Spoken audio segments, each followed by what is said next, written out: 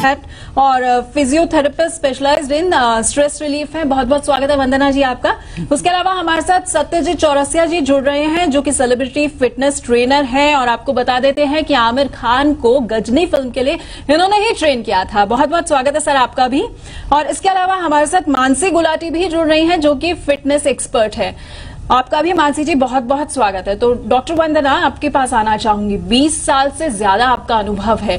ये अनुभव के दौरान आपने बहुत सारे लोगों का इलाज भी किया होगा। तो वाकई जो ये पूरा फ्रेज एक था कि मर्द को दर्द नहीं होता, ये तो साइंस जो है आप झुठला रहा है, कह रहा है कि मर्द को दर्द जो होता है वो ज्यादा होता है और महिलाओं से तो कहीं ज्यादा होता है। क्या लगता है ऐसा होता है? ऐसे होता है because I have been observing. मैं 20 साल से देख रही हूँ कि जब the man comes to the clinic और हम उनकी स्ट्रेचिंग्स करते हैं, डीप टिश्यू रिलीज करते हैं, मायोफेशियल करते हैं, जॉइंट प्ले करते हैं, तो ऊज एंड आज उनके ज्यादा बाहर निकलते हैं then the women. And then the women unwind fast. उनका जो दर्द भूल जाते हैं वो मेंटली, जो उनके ब्रेन ग्रूव्स में या ट्रॉमा होता है, चाहे वो फिजिकल है, इमोशनल है, मेंटल है, उनका थ्रेशोल्ड हमेशा ज्यादा रहता है। Probably this is to do with the conditioning, जिस तरह उनकी अपब्रिंगिंग होती है, social reasons, there psychological reasons, how they are treated when the child falls, when the boy falls and the Indian mom says, "Ay, mera beta gir gaya." So that's how they are conditioned with that reaction and their threshold comes down and they're juggling too much with stress of performance. Rich बनने की हर एक की aspiration होती है, तो वो बहुत physical plane में रहते हैं। Even when you do with the mind brain frequencies, उनका mostly low 300 to 200 frequency में उनका waking कॉन्शियस रहता है, जो उनको physical movement, pain, getting more physical और हर चीज उनको ज्यादा याद दिलाता है। एंड वीमेन ऑलवेज एलिवेट क्योंकि उनको मल्टीटास्किंग करना है, उनको emotional battle even with deaths and all. When I see, जब हमारे पेशेंट्स आते हैं वो हमेशा प्रोलॉन्ग करते हैं with the loss of partner और अ लव्ड वन, एंड वो अपने इमोशंस और पेन जगह जगह टिश्यूज में स्टोर कर देते हैं।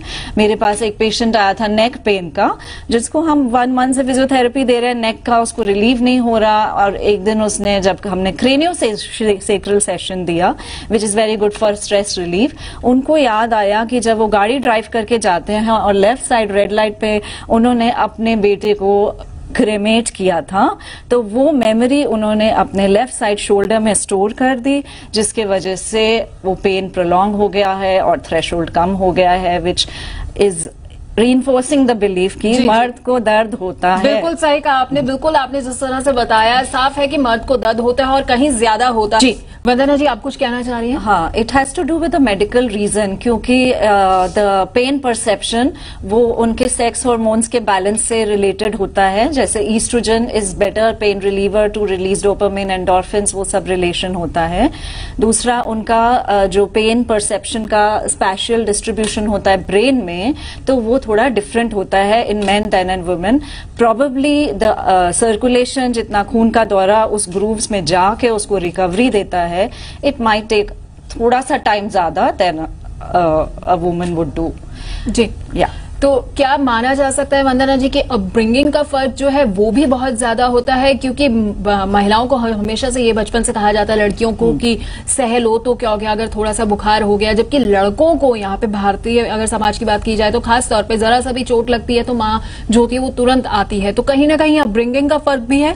हाँ, अपब्रिंगिंग का फर्क तो होता है, बिकॉज हम लोग जब 14-15 साल के थे, we were taught to push be in the kitchen, और कभी हाथ जल जाए, कोई बात नहीं, कोई बात नहीं, ऐसे सीख जाओगे।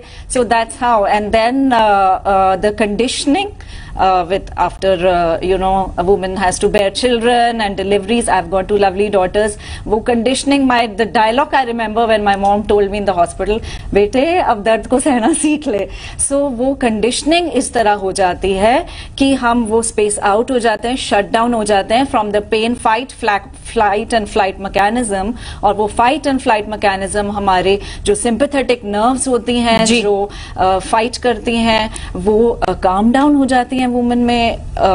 maybe there could be a 10% change, there could be जैसे ही इज सेइंग कि it is different from man to man, but the parasympathetic जो रेस्ट और रिकवरी देती है वो प्रोलॉन्ग हो जाती है, जिससे हमारा थ्रेशोल्ड बेटर हो जाता है, consistency of comfort becomes easy.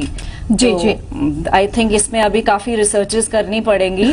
In fact जो पेन रिलीविंग ड्रग्स देते हैं, एनाल्जेसिक्स देते हैं, उसके लिए भी उनको जेंडर बाइस्ड बनाना चाहिए कि ये मेल के लिए। ये बहुत दिलचस्प बात आपने कही है कि शायद आने वाले वक्त में ऐसा हो सकता है कि पेन रिलीविंग ड्रग्स जो है वो भी जेंडर बाइज्ड हो जाए। अच्छा वंदना जी, दिलचस्प बात तो ये है कि अब से कुछ वक्त पहले जब कुश्ती या बॉक्सिंग जैसे खेल जो थे उन्हें कहा जाता था कि वहां केवल पुरुषों का ही दबदबा होता है। अब हमने कुछ पिछले समय में ये देखा कि महिलाएं जो है वो काफी ज्यादा आगे आ रही हैं। मैरी कॉम ने कितने अचीवमेंट्स लिए हैं ये तो खैर सभी लोग जानते हैं। तो कहीं ना कहीं तमाम पुरानी कहावतों को झुटला दी अब तमाम महिलाओं ने कि पुरुष जो है उनको तो उतना दर्द, उनको जो है ज्यादा तकलीफें होती होंगी, ज्यादा दर्द होता होगा। और मैरी कॉम जो है उन्होंने एक अच्छा एग्जाम्पल भी सेट किया हुआ है। हाँ, ये ट्रेंड रिसेंटली 10 साल में चेंज लग रहा है। जैसे पेशेंट्स आते हैं और हम लोग मार्शल आर्ट्स और टाइक्वांडो के बच्चों का हम स्पोर्ट्स फिजियो देते हैं, तो वो ट्रेन कर रहे हैं बच्चों को 3 साल की एज से 10 साल तक। And there are definitely more girls which one army में अब लड़कियां होती हैं, पायलट्स होते हैं with those 20 hours of flying and with no rest in between. So threshold उनका फिजिकली भी अब टेस्ट करा जा रहा है।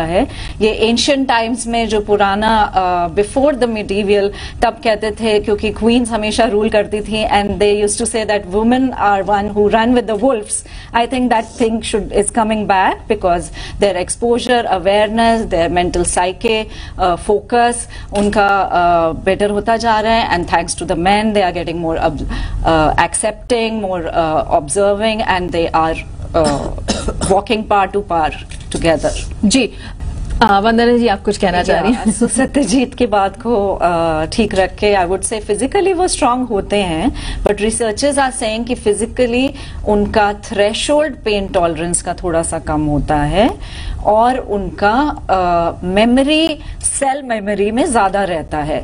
तो लाइक जैसे हमारे पास शाटिका के, डिस्क स्लिप के या फ्रोजन शोल्डर के पेशेंट्स आते हैं, और क्योंकि वो जो मोबिलाइजेशन हम उसको करते हैं उसमें इट्स अ पेनफुल प्रोसीजर जो उनको अंडरगो करना होता है, तो वो चीज उनकी टॉलरेंस कई बारी उसके बाहर हो जाती है। Sometimes we have to put them some pain patches, sometimes they have to go for epidural injection. उनका ट्रीटमेंट नॉन इन्वेजिव या बिना छेड़ाखानी सर्जरी के चांसेस ज्यादा एंड हो जाता है। That's what is the recent trend observing now.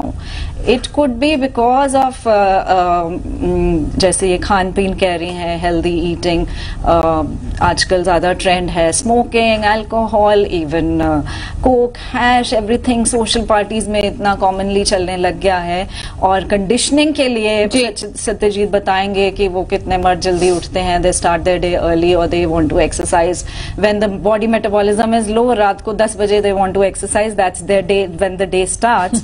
So ये भी things matter करते हैं। Again that's to do with the culture and the society, क्योंकि वो रात को 11 बजे जिम जा सकते हैं, महिला रात को जिम नहीं जा सकती। हाँ, ये भी होता है।